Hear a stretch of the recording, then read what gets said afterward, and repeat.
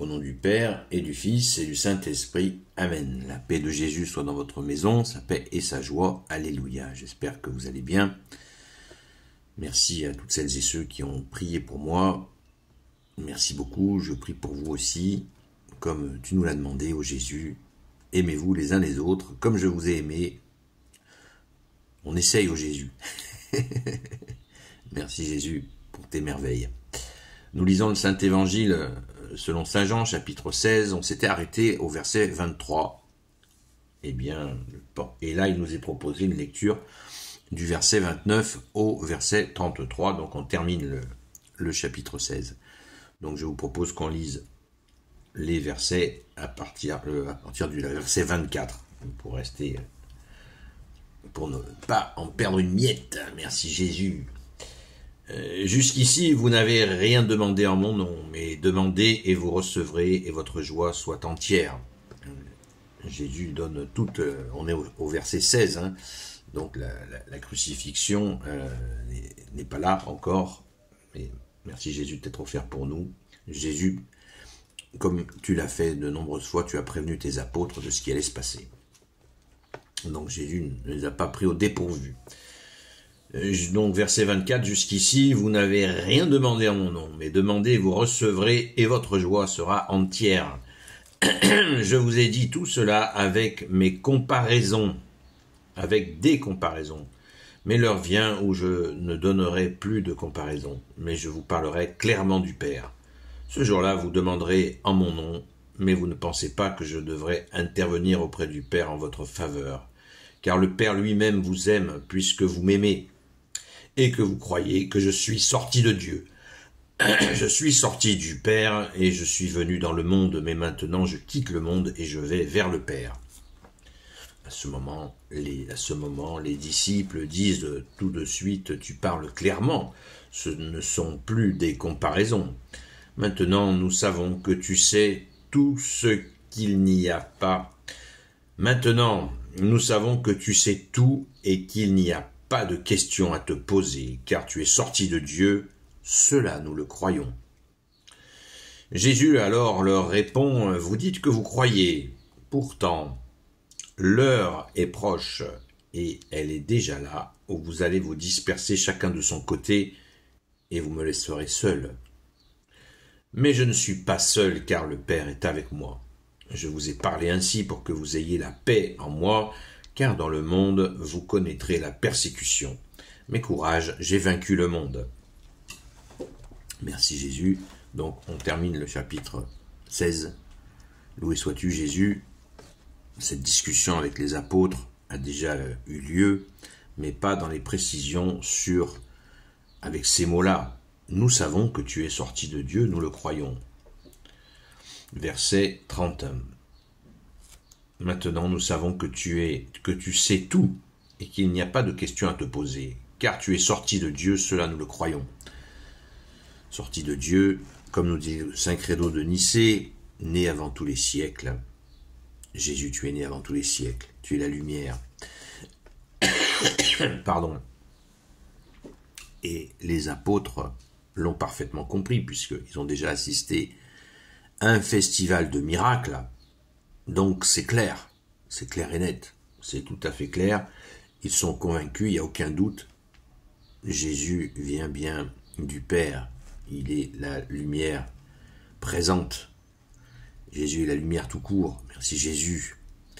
Et ils sont confiants, mais on voit bien que quand Jésus leur dit « vous me laisserez seul », allusion donc à la veille de la crucifixion, déjà les apôtres se sont endormis, n'ont pas veillé avec lui, et puis le matin, il ne restait plus que Saint Jean avec la très sainte Vierge Marie et bien sûr notre sainte patronne, Sainte Marie-Madeleine, mais aussi Marie-Cléophas. Les apôtres n'étaient pas là. « Vous me laisserez seul », a-t-il dit, mais je ne suis pas seul. Jésus n'est pas seul. Dans notre séquence d'évangile, Jésus dit « Mon Père et moi, nous ne nous quittons jamais ».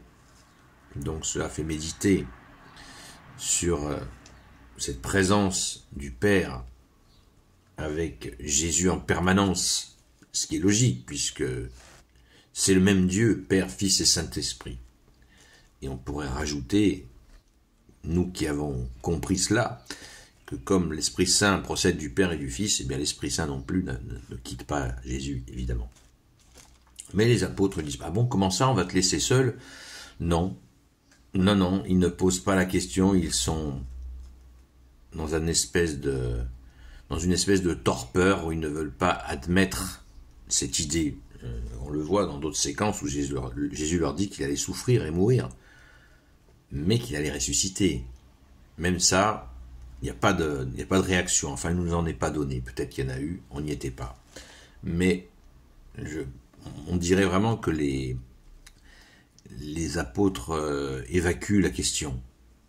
Ils sont dans la crainte parce qu'ils sont tellement bien avec Jésus.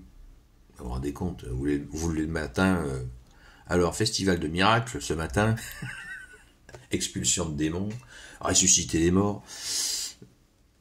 Comment vous voulez pas être dans une espèce, ils sont sur un, comme on dit, ils sont sur leur petit nuage. C'est chaud, c'est extraordinaire. Ils se sentent bien, ils se sentent privilégiés. Et ils ont raison de se sentir ainsi. Mais la mission qui les attend va être absolument extraordinaire, unique dans l'histoire humaine. Merci Jésus pour tes saints apôtres. Alors, nous, dans cette histoire, dans ce récit qu'on vient d'entendre, je pense que ça ancre en nous que Jésus sort bien du Père, qu'il est le Fils unique. Et ça nous fait du bien de savoir, de l'entendre et de le confirmer, puisqu'il y a tellement de gens qui disent des bêtises sur toi, Jésus. Je dis des bêtises, pour pas rester poli, mais ça nous fait du bien d'entendre ça, d'entendre la déclaration des apôtres. Car tu es sorti de Dieu, cela nous le croyons. Et Jésus va même jusqu'à préciser que là, ils sont en relation directe avec Jésus, les saints apôtres. Ils ne sont pas en contact avec le Père. Mais par la présence de Jésus, le Père est là. Jésus le précise, vous l'avez entendu. Car le Père, verset 27, car le Père lui-même vous aime, puisque vous m'aimez et que vous croyez que je suis sorti de Dieu. Waouh! Et oui, nous sommes aimés du Père. Bien sûr, quand nous gardons ta parole, Jésus, nous la mettons en pratique. Par ta présence, Jésus, nous sommes aimés du Père. Jésus nous répète, pour faire la gloire du Père, il faut accueillir le Fils. Il faut vraiment l'intégrer. L'intégrer de chez intégré.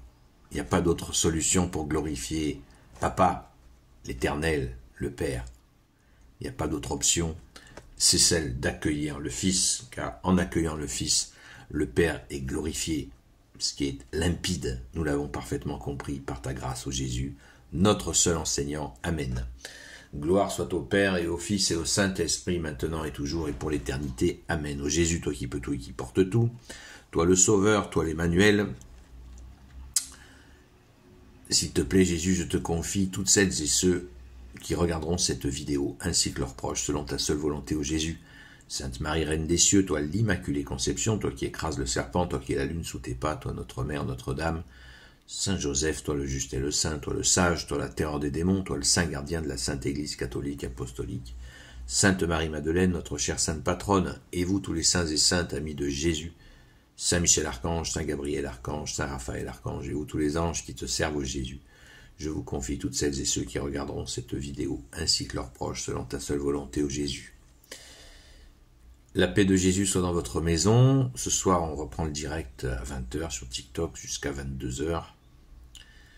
Et vous l'avez vu encore avec ce qui s'est passé avec des histoires de football. Je ne rentre pas dans les détails. Prions pour la France, les amis. Prions pour la France. Je le répète sans cesse, nous sommes dans de beaux draps.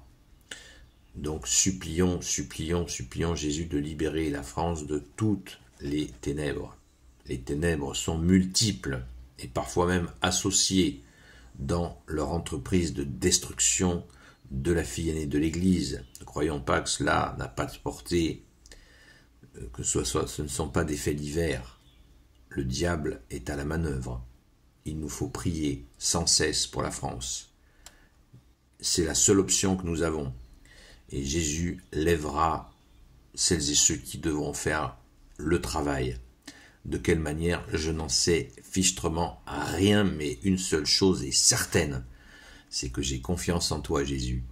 Amen. Et je vous invite, si ça n'est pas le cas, à rentrer dans cette confiance en Jésus le Christ Jésus, comme dit le grand Saint Paul. Car il suffit de se plonger dans l'histoire de France pour voir que la France, c'est quand elle plonge qu'elle va rebondir. Pensons à la prophétie de Marthe Robin. Je vous la rappelle, la France tombera très bas, plus bas que les autres nations à cause de son orgueil et des mauvais chefs qu'elle se sera choisis. Elle aura le nez dans la poussière. Alors elle criera vers Dieu et c'est la Sainte Vierge qui viendra la sauver. Elle retrouvera sa mission de fille aînée de l'Église et enverra à nouveau des missionnaires dans le monde entier. Amen. Soyons dans la confiance, mais pas sans prière, évidemment. Prions, prions, que dis-je, supplions Jésus. Prends pitié de nous, Jésus. À très vite. À la grâce de Jésus.